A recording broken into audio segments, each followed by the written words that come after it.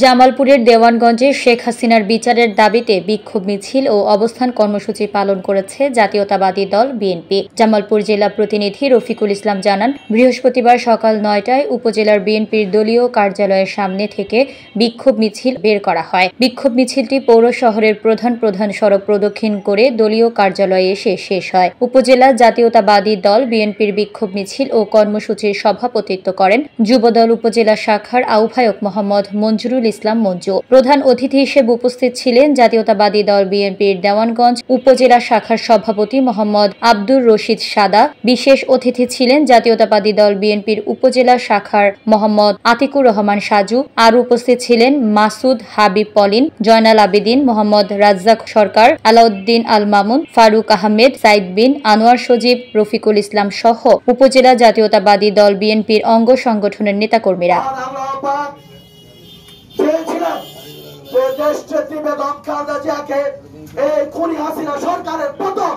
দেখিয়ে হয়তো তারপর তাকে সুন্দরভাবে সুস্থভাবে তিনি পৃথিবীতে হয়তো বিদায় নেবেন।